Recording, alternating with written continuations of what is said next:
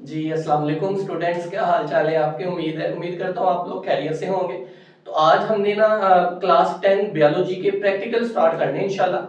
तो जैसे कि आपको पता है कि 10वें चैप्टर में प्रैक्टिकल्स हैं, कुछ ब्रीथिंग के रिलेटेड है, तो उसको ही हम आज स्टार्ट करते हैं। तो जो पहला प्रैक्टिकल है ना, वो उसकी जो हेडिंग है वो ये है कि activity to compare the breathing rate at rest and after exercise. तो स्टूडेंट्स आपने फाइंड ये करना है कि जो आपका ब्रीथिंग रेट है वो रेस्ट कंडीशन में कितना है और आफ्टर एक्सरसाइज कितना है। इसके लिए हम कुछ एक्टिविटी करेंगे, तो कुछ बच्चों को बुलाना होगा आपको। तो इसके लिए आपको सबसे पहले बैकग्राउंड नॉलेज होना बड़ा जरूरी है कि भाई ब्रीथिंग क्या है, ब्रेथ क्या है। तो एक जो ब्रेथ है वो उसका मतलब ये है कि एक दफा आप इनहेलेशन कर रहे हो और एक दफा एक्सहेलेशन करते हो। This is called one breath. ये एक सांस लेना कहलाता है कि एक दफा आप इनहेलेशन की है और एक दफा आपने एक्सहेलेशन की, ये एक सांस लेना कहलाता है, एक ब्रेथ कहलाता है। तो जो नॉर्मल ब्रेथ है ह्यूमन की, ब्रेथिंग रेट जो है वो 16 टू 20 टाइम्स पर मिनट है। जो नॉर्मल ब्रीथिंग रेट है ना ह्यूमंस में, वो 16 टू 20 टाइम्स पर मिनट है। ये आपकी क्लास 10 बायोलॉजी की बुक में लिखा हुआ है। तो 16 टू 20 टाइम्स पर मिनट है नॉर्मल ब्रीथिंग रेट। लेकिन आफ्टर एक्सरसाइज ये इंक्रीज हो सकता है 30 टू 40 टाइम्स पर मिनट। तो स्टूडेंट्स आपने ये बात ध्यान में रखनी है और इसके साथ साथ आपने ब्रीथिंग के बारे में भी ध्यान में रखना है। तो ये आपके वाइवा के जो क्वेश्चंस होते हैं ना प्रैक्टिकल्स में, उसके लिए अहम है। तो एग्जामिनर जो होते हैं वो इस तरह के क्वेश्चंस पूछते हैं कि भाई ब्रीथिंग क्या है, रेस्ट कंडीशन में कितनी होती है, आफ्टर एक्सरसाइज कितनी इंक्रीज हो सकती है। तो जनरल नॉलेज के क्वेश्चंस भी हैं, तो इसको आपने अंडरस्टैंड करना है साथ साथ। तो इसके लिए ना हमने एक टेबल बनाना है, एक स्टैटिस्टिकल टेबल बनाना है, हमने स्टूडेंट्स को बुलाना है। तो कुछ स्टूडेंट्स हमने बुलाए, जैसे कि स्टूडेंट 1 2 3, हमने 3 स्टूडेंट्स को बुलाया और उनकी मुख्तलिफ तरह की उनकी जो ब्रीथिंग रेट है वो डिटरमाइन किया। तो रेस्ट कंडीशन में ब्रीथिंग रेट एट रेस्ट पर मिनट, रेस्ट कंडीशन में पहले स्टूडेंट का breathing rate 16 times per minute था और दूसरे का 17 था और इसका भी 17 था। लेकिन आफ्टर द स्लाइट एक्सरसाइज, थोड़ी सी एक्सरसाइज के बाद, जैसे कि आपको पता है कि ये इंक्रीज हो जाएगा, तो हम इसको 3 गुना कर लेंगे, तो आई थिंक इतना ही बनेगा 41 42। तो पहले स्टूडेंट का ब्रीथिंग रेट रेस्ट कंडीशन में 16 टाइम्स था, स्लाइट एक्सरसाइज के बाद 41 टाइम्स हो गया, ठीक है। और दूसरे का 42 हो गया और इसका 41 हो गया।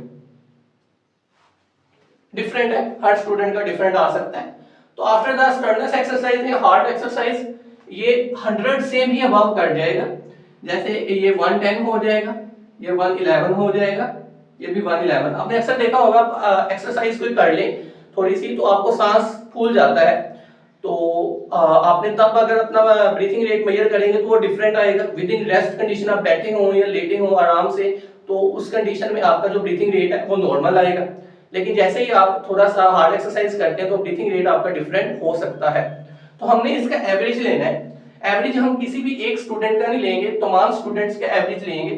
जैसे इन स्टूडेंट्स का एवरेज 17 अगर हम ले लें, स्लाइट एक्सरसाइज के बाद अगर हम 41 ले लें और स्टर्नस एक्सरसाइज के बाद अगर हम 111 ले लें, तो हार्ड एक्सरसाइज के बाद 111 तक ब्रीथिंग रेट पहुंच सकता है किसी भी इंसान का, अडल्ट ह्यूमन का।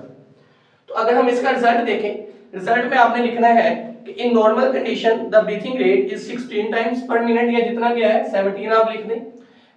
With in hard exercise it increases to 111 times per minute.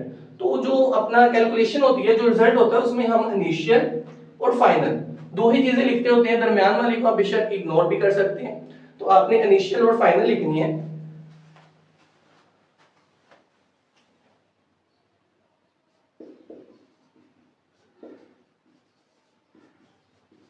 Initial rate is 17 times per minute in rest, लेकिन ये इंक्रीज हो गया। Final rate is 111 times per minute after exercise.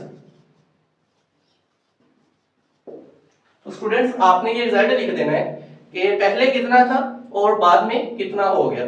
तो उम्मीद करता हूँ आपको ये इस एक्टिविटी की, इस प्रैक्टिकल की समझ आ गई होगी। इसके साथ साथ आपने वाइवा के क्वेश्चंस भी ब्रीथिंग के रिलेटेड जो आपकी 10th क्लास की बुक में है वो आपने याद कर लेने हैं। ये सिंपल से एक एक्सपेरिमेंट था कि ब्रीथिंग रेट रेस्ट में कितना होता है और आफ्टर एक्सरसाइज कितना हो सकता है, नॉर्मल कितना है, आफ्टर एक्सरसाइज कितना हो सकता है। स्टूडेंट आपने ले लेने, उनका ब्रीथिंग रेट आपने मेजर करके रिजल्ट शो करवा देना। जी उम्मीद करता हूँ आपको समझ आ गई होगी। तो इंशाल्लाह हम नेक्स्ट लेक्चर में मिलते हैं। ओके, अल्लाह हाफिज।